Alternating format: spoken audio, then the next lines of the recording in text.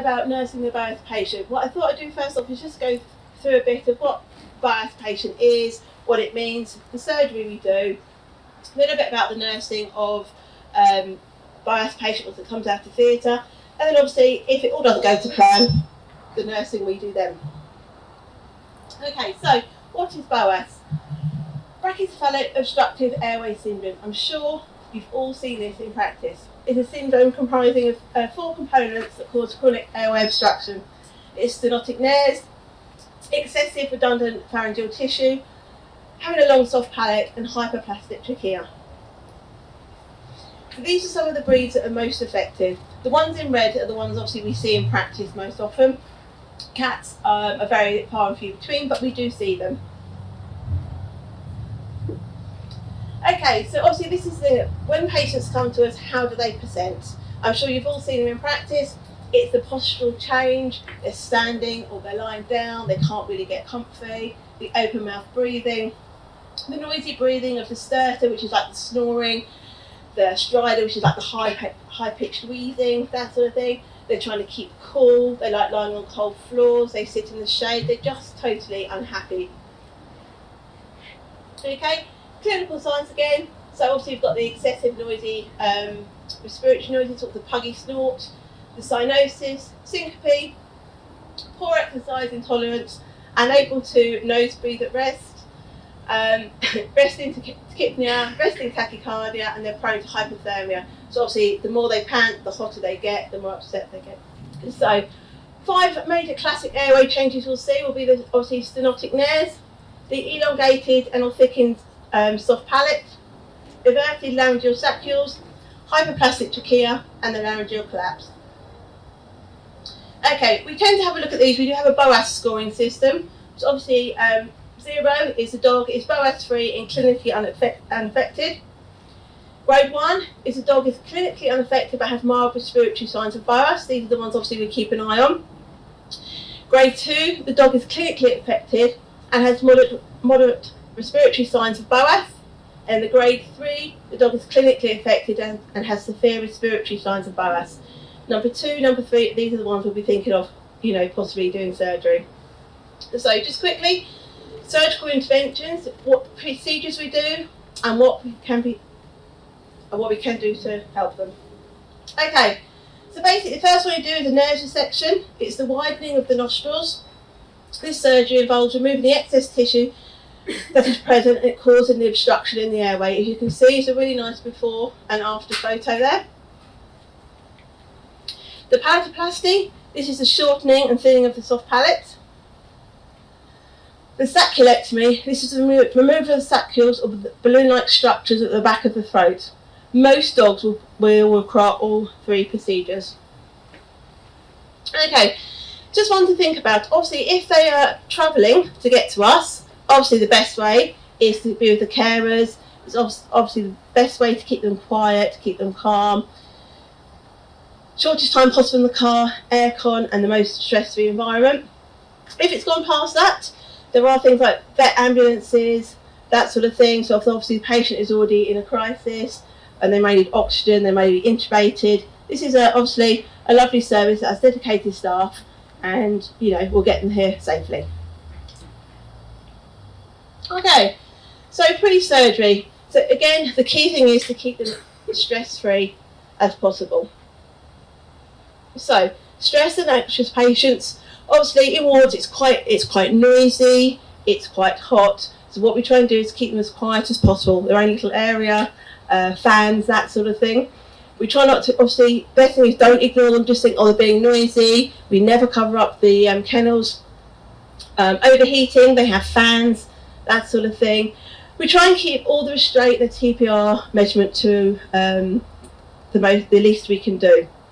Another thing we do try and do, depending on their temperament and how stressed they are, is we try and do an IM pre-medication, and once they're nice and settled, we then place the IV when this has taken effect, but usually try and do a hind leg away from the face. Okay, again, sometimes we do think about mild sedation if this is necessary. One thing we can also do is we can keep them with the carers as long as possible. We can pre-med them with the carers.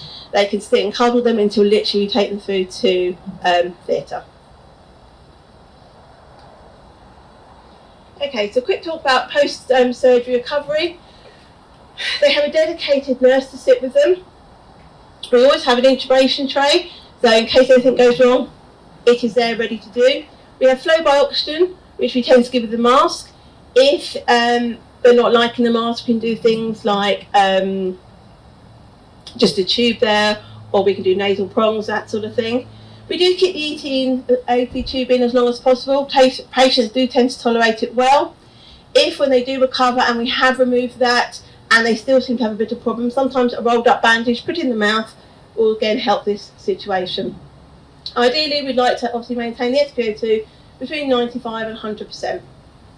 Also, depending on how they've been, and because obviously these patients do tend to have a bit of regurgitation, we do tend to have them on a metoclopramide CRI from surgery while they're recovering. Okay, so with the emergency intubation tray, this is what we tend to have in it. We basically have a laryngoscope and blades. We tend to have 3 ET tubes, the same size as they had in them, half a size smaller and then one size smaller, just in case obviously, depends on swelling and things like that. Sterile ET tubes, syringes, needles, alfaxalone or something similar, and flush syringes. It's all labelled with the patient's name and it's placed next to the kennel. This is just one of our patients here who's been recovering. He's got the intubation tray and then a fan to keep them cool. Okay, so just, ideal world, stress-free world, we need a quiet room, a cool room, a darkened room, the one-to-one nursing. And the one thing with the nursing, obviously, we do like the hands-off approach. The best thing is to listen. If it suddenly goes quiet, that is the time to panic. There's always some sort of noise when they're recovering, and say if it suddenly goes quiet, something is wrong. We feed them as soon as possible. We do sort of rolled up meatballs. And another thing we try and do is we get them home as soon as possible, earlier than some other patients will probably go home. We leave the IV catheter until the very last minute in case of crises. And sometimes again, if they are starting to get really upset, we'll arrange the carers to collect them from their kennel. Another thing we have done as well is if they've got a particular friend at home, the friend will come in and stay with them while they're recovering as well. It's usually another dog, a teddy, that sort of thing. It all helps with the nice recovery. Okay, and again, if they really, really start to get upset and why they are going to go into a crisis, medical intervention is used. So this is what we tend to use. We use the dexamotor initial bolus of 1 mic per kg, and then it's followed by a CRI of 0.5 to 2 mic per kg per hour. Okay, so post-op, keep calm, keep cool, keep comfortable, harness walk only, the hand feeding of the board food and home ASP. Post-op long term, we harness walk for at least 2 weeks and it's gradually increasing the length of the walks. Okay, feed the small meals, increase frequency, keep them occupied but don't overexcite, so things they can do, play mats, that sort of thing, to keep them stimulated but not overexcited, and obviously complete any medication course that is needed. Okay, so what happens if it all doesn't go to plan? Now we have temporary tracheostomy tubes, there's permanent tracheostomy tubes and the ventilator. The main thing we'll talk about today is obviously the temporary tracheostomy tubes. Okay, this is actually one of our nurse's own dogs who's had this done. Okay, so what is a temporary tracheostomy tube? Basically, a tracheostomy tube is a short tube that is placed directly into the trachea between 2 tracheal rings. The opening is made surgically. Basically, it's called a tracheostomy.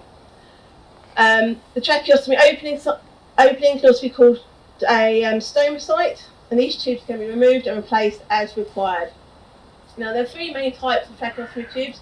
There's a single lumen uncuffed, a double lumen uncuffed, and obviously a single lumen cuffed. I have some here if anyone would like to look at them later, what they look like. Okay, so just shows you a bit here about the ones you can have a look at. In the middle, we've got the cuffed ones. These are the ones we only tend to use on our ventilator patients. The one on the far right is the uncuffed one. And then the umbilical tape is the tape we use to tie it around and keep it in position. Okay, so the recovery post-tracheostomy tube, obviously there'll be an ICU with us. It requires the constant monitoring and observation, again, the one-to-one. Things you have to think about is types of kennel doors. Obviously, the ones that are open, we have to be careful that they don't catch the tube in it and pull away and pull it out. Bedding, non-fluffy bedding. Okay, so we don't want them to inhale some fluff or something down into obviously where it shouldn't go. So monitor by visual observation and listen to the patient and check the patency of the tube is the thing as well. We recover them in sternal recumbency with the head and neck extended. Usually put them on a like a balled up bit of bedding or something like that, so just to not occlude the tube. It is to be expected that we'll see a small, moderate amount of hemorrhagic serous sanguineous fluid. That's all to be expected. And also be prepared, always have all the equipment ready. And again, the thing is, hands off, eyes on approach. Okay, so by the equipment, with things like we need oxygen there, we need things for suction, obviously, in our emergency again, intubation kit as well in case that's needed. Okay, so equipment for the suctioning. We have oxygen set up close to hand, suction bottle, suction machine with bottle, suction tubing, and we also have flexible suction catheters the size 10 French or 12 French, sterile gloves, and large sterile cotton buds. Okay, so there's some pictures here on the right. You can see if I'm suctioning the tube. You always need an assistant. Open up all your required equipment and check the suction machine is plugged in and set up correctly. Wear sterile gloves. Attaching the suction catheter to the suction tube as aseptically as possible. We turn on the suction machine. Introduce the suction catheter into the trach tube. Now the thing to remember with this is no more than a few centimetres beyond the end of the tracheostomy tube, because obviously you don't want to aggravate the trachea. You need to occlude the suction catheter intermittently and quickly with your thumb. The process should take no more than an approximate 5 seconds. Pull out the suction catheter and administer oxygen in between doing this. And you repeat this as necessary. We can also sometimes use large sterile cotton buds, which can be used to clear any fluid from the opening of the tube, if required. Sometimes as well, if we find that there's things lodged in the tube, we will put a small volume of sterile saline down to obviously get rid of any stubborn plugs or anything like that. Again, this is done not so often, as obviously we don't want to bring on anything like aspiration pneumonia or anything like that. But sometimes we just have to because we cannot get those mucus plugs out. Okay, so removing and replacing a tracheostomy tube. A sterile glove should be worn every time you change a tube. If there's any concerns about respiratory extraction, the tracheostomy tube should be removed and replaced, and it can be done by a vet, a nurse, anyone who's there. The neck ties or the umbilical cape are cut and the tube is gently removed. Suctioning and cleaning, as we saw before. When a tracheostomy tube is initially placed, the surgeon will place 2 stay sutures on the stoma, which will help open up the tracheostomy tube when you need to replace the tube. These sutures should be labelled upper and lower, so you know which way you're pulling to open up. Assistant will be required to elevate the patient's head and neck. The tracheostomy tube can be gently placed into the trachea via the site and should go easily in without any problems at all. And your relieving dressing to be placed each time, and the tube ties tied securely around the neck. Once at the end of this and the tube is permanently removed, the tracheal site will heal very quickly by second intention. Okay, so cleaning the stoma site, as you can see here on the far right, again wearing sterile gloves. Always keep an eye on volume and consistency of the secretions. We check the stoma site for any inflammation, discharge, infection, that sort of thing. We use dilute hippie scrub and sterile swabs to clean around the stoma site. The main thing to think about is you do not allow the hippie scrub to come into contact with tissues inside the trachea. Large sterile cotton buds can be used to clean the opening of the tracheostomy tube as required, and make sure we always dry the area with sterile swabs. Again, we always place the relieving dressing around the tube. Okay, this helps to avoid any inflammation, chaffing of the skin, and help absorb any excess secretions. Again, neck ties can be replaced and changed as and when necessary. Okay, so each patient should have at least 2 tubes, one in use and one being sterilised. The tube not in use should always be cleaned. Should be cleaned of secretions with warm water and sterilised using the Milton sterilising fluid. We use a baby sterilising pot like you would. And the dilution we use is 8 ml of Milton to 1.25 litres of water. You just have to remember to rinse the sterile saline before using on the patient. Okay, one thing we have started seeing, again I have one here if people would like to have a look at it, it's something called a Swedish nose. And this goes on the end of our tracheostomy tubes.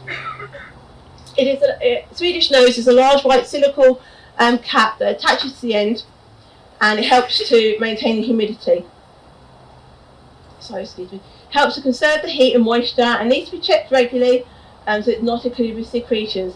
As you can see on it, each side of it there's like two sort of areas that will collect any secretions and stuff, so it has to be checked regularly and changed as and when it needs. Okay, you should always change it wearing sterile gloves if you have any concerns, and obviously if they have any big skin folds, things like that, make sure that they're all pulled out of the way. Oxygen can be delivered via a small pot in the front, which is obviously very useful if we need to give them oxygen at the same time. And again, it needs to be changed every 24 hours if it's not being changed in between. Another thing which is very good to do is obviously nebulising. It's a very important way to help all the secretions and that sort of stuff. So, excuse me. Two things we tend to use is saline, which moistens the airways, and hypertonic saline, which helps to loosen up all the secretions. Okay, so just a few things to remember. Obviously, close observation 24/7, hands off, eyes on, quiet, calm environment. Think about the type of kennel, bedding, keeping sterile, comforting, make sure the tube's not obstructed. Bedding, think about that as well, and also think about medical intervention if needed. Also be prepared, always have the equipment ready and to hand. Okay, so last two things, obviously a permanent tracheostomy tube, we do not do many of these. This is really if, for whatever reason, every time we remove the tracheostomy tube, obviously all the trachea collapses, you've got 100% collapse, that sort of thing, and the carers would like to care on it. It's a very time intensive thing, takes a lot of effort from the carers, a lot of one-to-one sort of nursing at home from them, and it's a lot of things. Unfortunately, most carers do go down the euthanasia route, but it is something that can be done. Again, if it comes to this, we can go down the ventilator route. I'm not going to talk about that today because obviously that is a lecture all in itself, ventilators, things like that. But it's just to show you two of our brachycephalic dogs on a ventilator. And again, just to say, I've talked about dogs today, but it is not just dogs. We do have cats that have tracheostomy tubes as well. Okay, and that's about it. Thank you for listening. Any questions?